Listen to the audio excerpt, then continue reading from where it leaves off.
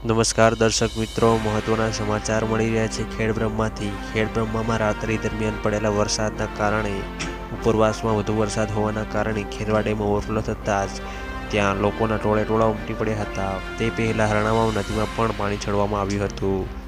ઉપરવાસમાં ભારે વરસાદ હોવાના કારણે નીચાણવાળા ગામોને જેમ કે બુધિયા, સિટોલ, વરતોલ, ખેડબ્રહ્મા, વાસણા જેવા વગેરે ગામોને એલર્ટ કરવામાં આવ્યા હતા.